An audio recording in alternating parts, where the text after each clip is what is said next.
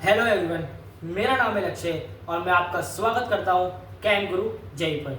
तो आज की इस वीडियो में हम लोग कॉमन नेम के बारे में पढ़ेंगे और आईयूपीएसी को ख़त्म कर देंगे। ठीक है, अब देखिए ध्यान से।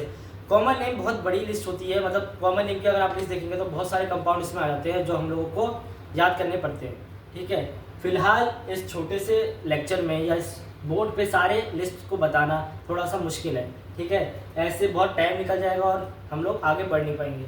तो जितना इम्पोर्टेंट है वो हम लोग इस वीडियो में कवर करेंगे और जैसे जैसे हम लोग आगे बढ़ेंगे केमिस्ट्री में 12th तक, अमाइंस तक, मैं आपको कई सारे कॉमन नेम्स के बारे में बता दूंगा जो आप लोगों को याद करने पड़ेंगे या आप लोग उसको याद कर लेंगे आराम से। ठीक है, तो फिलहाल हम लोग कॉमन नेम के बारे में थोड़ा पढ़ते हैं। ठीक है, तो स्टार्ट रूल वही रहेगा, प्रीफिक्स का, वर्ड रूट का और सफिक्स का। ठीक है, तो उसमें बिल्कुल चेंज नहीं आएगा। तो पहले प्रीफिक्स, फिर वर्ड रूट और फिर है आपका सफिक्स। ठीक है, वर्ड रूट हमें पता है, सफिक्स हमें पता है, प्रीफिक्स के बारे में हम लोग अब देखने वाले हैं। तो गिने चुने कुछ प्रीफिक्स होते हैं जैसे कि एन हो गया, आइसो हो गया, नियो हो गया और टर्ट हो गया। ध्यान रखिए ये केवल कॉमन नेम्स के लिए ही यूज होते हैं। ओके, तो पहला है आपका एन। एन का यूज कब करेंगे? जब आपकी स्ट्रेट चेन होगी, ओनली फॉर स्ट्रेट चेन। ठीक है, सबके एग्जाम्पल मैं साथ में दूंगा। फिर है आपका आइसो, जब आपका स्ट्रक्चर कुछ इस प्रकार का होगा, CH3 C CH3 और यहाँ पर कुछ जुड़ा हुआ है, आपका कोई चेंज आ रही है। ठीक है, अगला है आपका नियो। नियो में आपका स्ट्रक्चर होगा कुछ CH3 CH3 CH3 CH2 और आगे आपकी कोई चेंज आ रही होगी। ठीक है, फिर है आपका टर्ट, CH3 CH3 CH3 और एक कुछ जा रहा होगा। ठीक है, तो ध्यान से देखिए ये आपके कुछ प्रीफिक्स होते हैं, एन, आइसो, नियो और टर्ट। तो क्या क्या चीज़ें हैं? पहले एन देखिए, ओनली फॉर स्ट्रेट चेन। ऐसा हाइड्रोकार्बन जिसमें कोई भी ब्रांच अवेलेबल नहीं है वो आपकी एन के नाम से जानी जाएगी। उसमें कोई भी ब्रांच नहीं है तो स्ट्रेट चेन होगी बिल्कुल। फॉर एग्जाम्पल ये देखिए ध्यान से, ये मैंने आपका पेंटेन बनाया है। ठीक है, क्या आपको कोई ब्रांच दिख रही है? इसमें नहीं दिख रही है, तो ये एन पेंटेन के नाम से जानी जाएगी। अगर आप इसको कॉमन नेम लिखेंगे that will be your an patent, ये आपका कॉमन नेम हो जाएगा। आइसो में इस प्रकार का आपको स्ट्रक्चर दिखाई देता है कुछ, तो ये आपका आइसो कहलाता है। अगर मैं यहाँ पे H लगा दूँ, ठीक है, तो ये आपका आइसोप्रोपेन बन जाएगा। मैं यहाँ पे CH3 लगा दूँ तो आइसोब्यूटेन हो जाएगा। CH2 CH3 लगा दूँ तो ये आपका आइसो पेंटेन बन जाएगा। ठीक है, तो ये आप लोगों को ध्यान रखना है। नियो में क्या होगा? कार्बन से 3 मिथाइल ग्रुप लगे हैं और दूसरा जो हाइड्रोजन जो दूसरी पार्ट है यानी कि 4 बॉन्ड बनाता है, 3 मिथाइल ग्रुप है और एक आपका CH2 ग्रुप है और उसके बाद फिर चेंज आ रही है, तो वो आपका नियो कहलाएगा। तो ये स्ट्रक्चर आपको याद करने पड़ेंगे। अगर इस प्रकार का कोई स्ट्रक्चर आपको दिखाई देता है तो वो नियो है। कार्बन के साथ 3 मिथाइल ग्रुप लगे हैं और कोई चेन बाहर से जा रही है, यहाँ पर मैंने अगर हाइड्रोजन लगा दिया तो ये टर्ट ब्यूटाइल बन जाएगा। CH3 लगा दिया तो टर्ट पेंटेन बन जाएगा। तो ये आप लोगों को इस प्रकार के देखने पड़ेंगे। ठीक है, तो पहला क्या है? एन जो स्ट्रेट चेन के लिए है, फिर आइसो इस प्रकार का स्ट्रक्चर, नियो के लिए ये यूज़ करेंगे, टर्ट के लिए ये यूज़ करेंगे। ठीक है, तो ये आपके कुछ प्रीफिक्स थे। ठीक है, आप थोड़ा सा और जाते हैं कॉमन नेम के बारे में। अगला आपका क्या होगा? अगला है आपका अलाइलिक। अलाइलिक देखिए ध्यान से, C डबल बॉन्ड C से जुड़ा हुआ carbon, C double bond C से जुड़ा हुआ कार्बन आपका अलाइलिक कार्बन कहलाता है। तो this is your allylic carbon. 12th में ये काम आएगा। ठीक है, ज़्यादातर 12th में यूज़ करते हैं इस अलाइलिक कार्बन को, हेलो अल्केन्स और हेलो ऑरेंज जब हम लोग पढ़ेंगे तब। फिर है आपका विनाइल, विनाइलिक कार्बन या विनाइल कार्बन। ठीक है, C डबल बॉन्ड C ये आपका विनाइल कहलाता है। सिर्फ इतना ही है इसका स्ट्रक्चर। ठीक है, अगला है आपका बेंजाइल, बेंजाइल कार्बन या benzylic carbon, benzylic carbon. Benzene से जुड़ा हुआ कार्बन आपका बेंजाइलिक कार्बन कहलाता है। ठीक है, अगला देखिए आपके, अगला है जेम और विसिनल। ठीक है, ये थोड़ा सा इंपॉर्टेंट है, इसको ध्यान से देखिएगा। देखिए जैम का क्या मतलब समझते हैं आप? जैम मतलब होता है हीरा। जैम का मतलब एक कीमती हीरा या कीमती पत्थर, ठीक है। लेकिन अगर मैं यहाँ पे बात करूँ तो यहाँ पे क्या होगा कि एक कार्बन से दो दो सेम ग्रुप जुड़े होंगे, ठीक है। यहाँ पे हीरे का मतलब, मेरा कहने का क्या मतलब था, जैसे कि एक परिवार में, एक परिवार कब अच्छा लगता है? जब वो साथ साथ रहते हैं, तो हम लोग उसको बोलते हैं जैम, ठीक है। जैम, ये परिवार बहुत जैम है। उसी प्रकार जब आपके कार्बन पे दो दो चीज़ें जुड़ी होंगी, दो सेम ग्रुप जुड़े होंगे, तो वो आपका जैम कहलाएगा। तो ये जैम हैलाइड है। अगर मैं एक ही कार्बन पे दो एल्कोहलिक ग्रुप लगा दूँ तो ये जैम एल्कोहल बना देगा, ठीक है।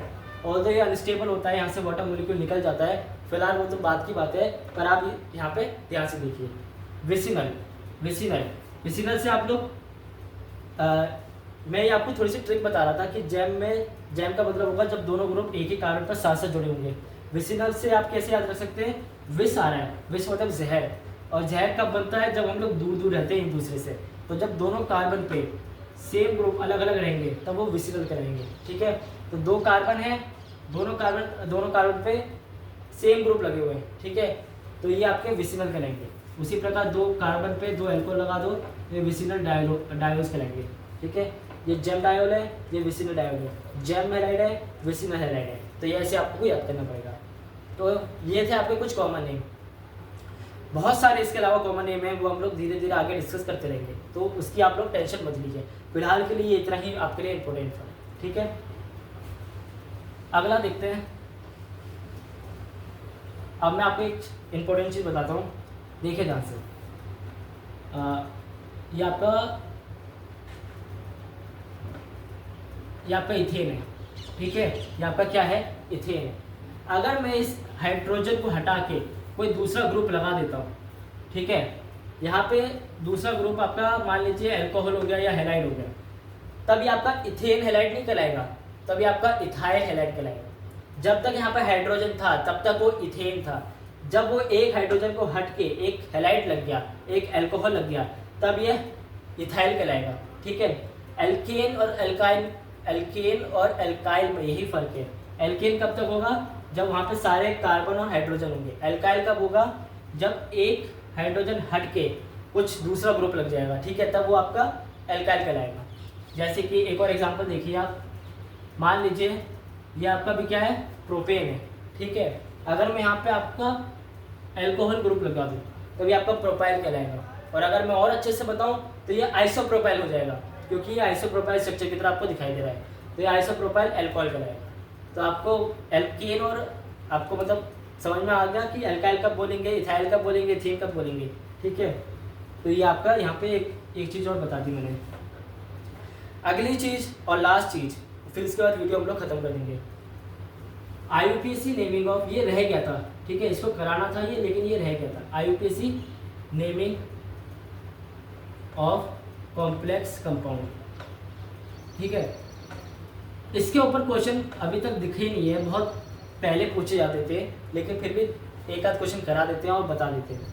जब मैं आपको बेंजीन डेरिवेटिव के क्वेश्चंस करा रहा था तब मैंने बताया था कि मान लीजिए एक बेंजीन है, उसके ऊपर कोई ओपन चेन है, वहाँ पे फंक्शनल ग्रुप लगा है, और बेंजीन पर दूसरी तरफ भी एक फंक्शनल ग्रुप है, तो उसकी नेमिंग 1 2 लेके हम लोग क्या करते थे।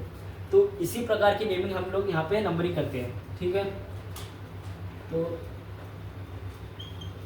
1 2 3 4 5 6 7 8 ये चेन बना दी मैंने। अब यहाँ पे इस प्रकार के क्वेश्चन को कैसे पहचानेंगे कि ब्रांच के अंदर भी आपको ब्रांच दिख रही होगी। ये एक चेन है, यहाँ ब्रांच है, ब्रांच के अंदर भी आपको एक ब्रांच दिख रही है, तो हम लोग कैसे करेंगे? एक ब्रांच है, दूसरी चेन जा रही है, रूल लगेगा वही कि सब्स्टिट्यूएंट को सबसे छोटा नंबर देना है, लोएस्ट लोकेट देना है, सब कुछ वैसे ही लगेगा सब कुछ, ठीक है। नंबरिंग कैसे करेंगे? 1 2 3 4 5 6 7 8।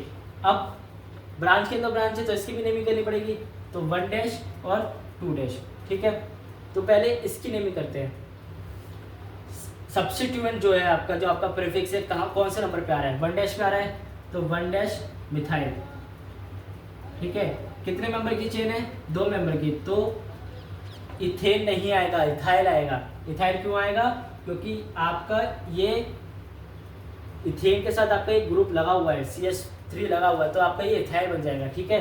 तो ये इथाइल हो गया आपका। तो 1 डैश मिथाइल इथाइल, और ये किस नंबर पर जुड़ा हुआ है, 4 पर जुड़ा हुआ है, तो 4 आ जाएगा। ठीक है, तो 4 1 डैश मिथाइल इथाइल कितने मेंबर की चेन है, 8 मेंबर की चेन है, तो और कोई डबल बॉन्ड नहीं है तो एन आ जाएगा।